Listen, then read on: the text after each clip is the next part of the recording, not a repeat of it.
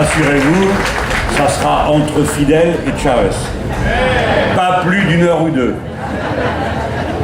Bon, d'abord, puisque bienvenue à vous, vous allez voir, la France est quelque chose. C'est un volcan. Hein, et on dit que si l'Europe est un volcan, Paris est son cratère. Bienvenue chez nous, monsieur l'ambassadeur. Et à toi, Farid Bonvent, qui est un ami formidable. C'est toi qui as su maintenir pendant toutes ces années le lien avec les secteurs militants, dans tout le métier, de diplomate, naturellement avec les autorités de notre pays, mais aussi avec nous. Nous n'avons pas été oubliés, nous, les partis politiques, les militants, les citoyens engagés. Et pour nous, c'est un grand sujet de satisfaction de savoir que dorénavant, tu es l'ambassadeur de la République bolivarienne du Venezuela en Grèce.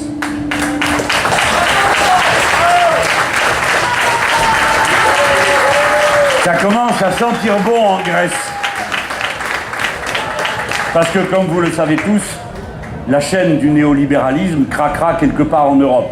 Exactement comme elle a craqué en Amérique latine, avec les mêmes bourriques installés au pouvoir, qu'aucune réalité n'émeut, qu'aucun constat d'échec de leur politique déplorable ne fait réfléchir, et le même aveuglement qui a été responsable de l'effondrement bienvenue des régimes au Venezuela, en Équateur, en Bolivie, en Argentine, etc., aura lieu en Europe.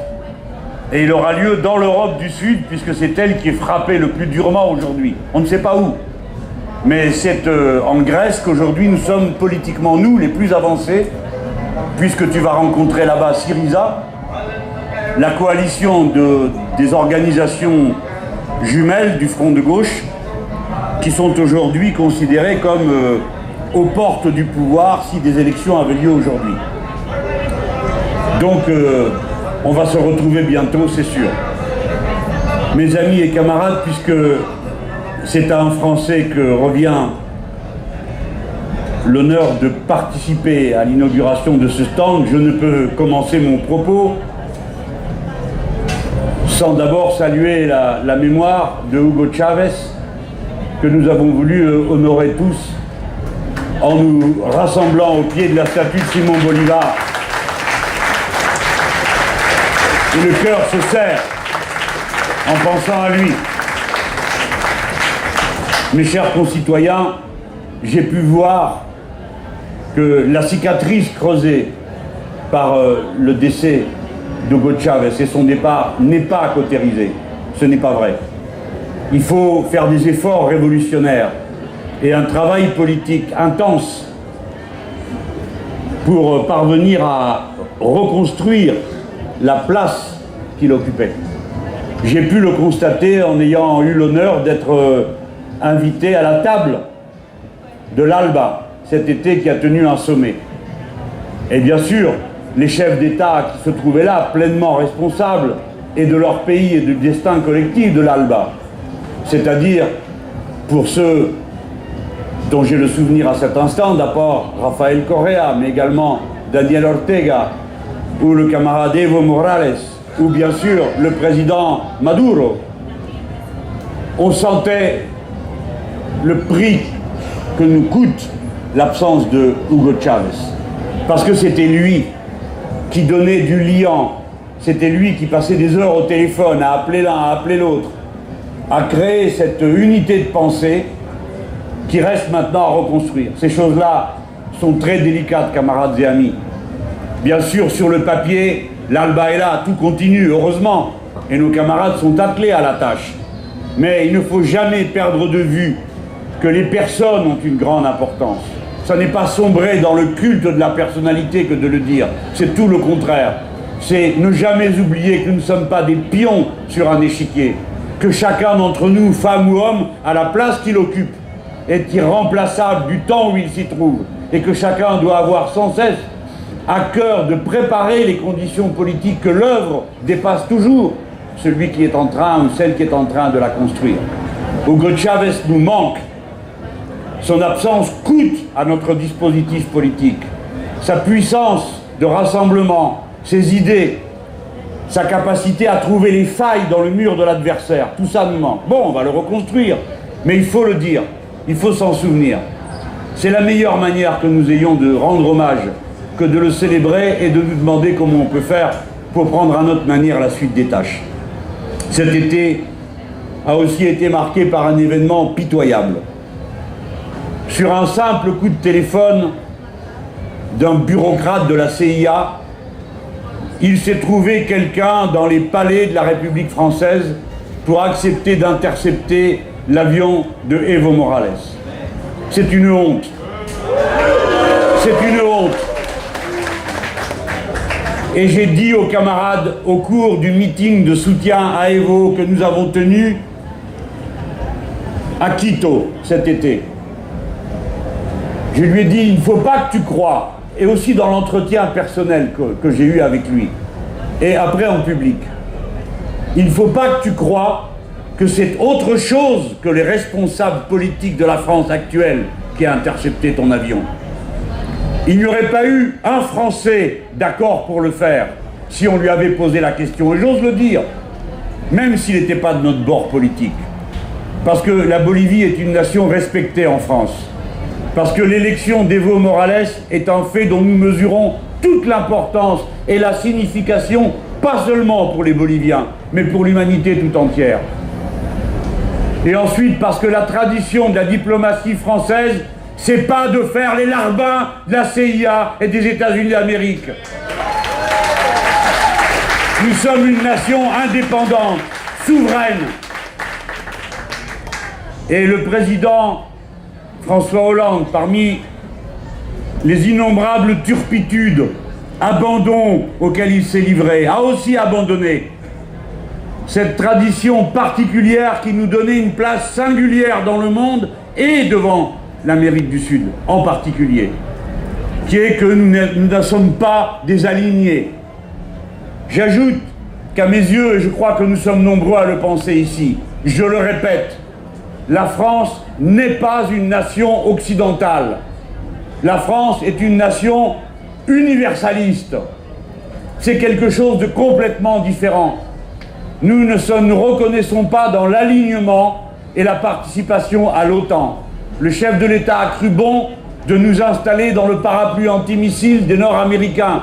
C'est une erreur monumentale qu'il a fait. Il a accepté que le système de défense indépendant et souverain de la France s'inclut dans les dispositifs de l'OTAN au niveau européen. C'est une autre erreur. Il a accepté que les industries de défense, qui sont aujourd'hui regroupées dans EADS, soient livrées aux aléas du marché, puisque cette société a été un peu plus privatisée. C'est encore une erreur pour l'indépendance. Ces questions sont très importantes, mes camarades. Quand nous voyons nos amis d'Amérique du Sud, la première leçon qu'ils nous donnent, c'est qu'il faut rester indépendant des États-Unis d'Amérique. Et pour ça, il faut en accepter toutes les conséquences stratégiques, militaires et géopolitiques. La plus longue frontière que la France a dans le monde, c'est avec le Brésil, 800 km par la Guyane française. Nous ne sommes pas une nation occidentale.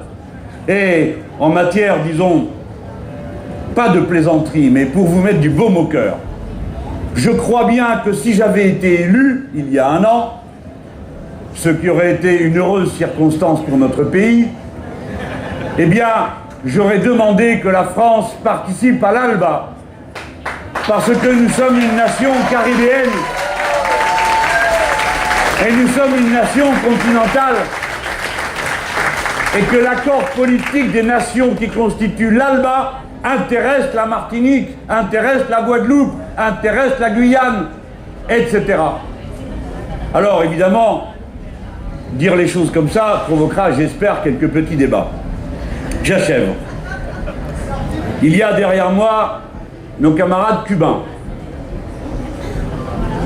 Comme c'est la coutume, je veux leur rappeler que nous sommes heureux et fiers de les accueillir en France aujourd'hui.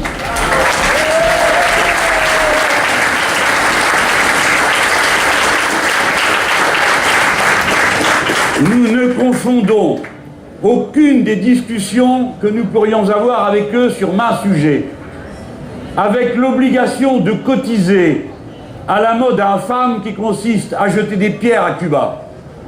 Petit peuple indépendant, souverain, qui a réalisé un haut niveau d'éducation et de libération de son peuple des principales chaînes qui pèsent sur l'humanité, à savoir l'ignorance, l'illettrisme. Cuba est à la pointe dans toute une série de domaines. Et Cuba est la première à aller, quand il y a un tremblement de terre en Haïti, sans aucune contrepartie à ce petit pays. Ce sont les médecins cubains qui accomplissent le programme Milagro, qui a eu lieu d'abord en mission au Venezuela et qui a ensuite été fait en Bolivie. Et partout où un pays demande l'aide de Cuba, il est sûr de l'avoir pour, par exemple, soigner les gens qui sont aveugles. Jamais nous ne devons oublier ça. Jamais nous ne devons oublier l'aide qu'a apporté Cuba continuellement à tous les mouvements d'émancipation en Amérique latine. Et nous n'avons aucune raison de nous livrer à quelque simagrée que ce soit pour faire plaisir à tel ou tel organe de presse, à tel ou tel puissant, dont nous savons tous qu'ils émargent à la même caisse, comme Mercurio fut subventionné par la CIA pour organiser et participer au putsch contre Salvador Allende. Jamais nous n'oublierons tout ça, et nous ne confondrons nos adversaires et nos alliés.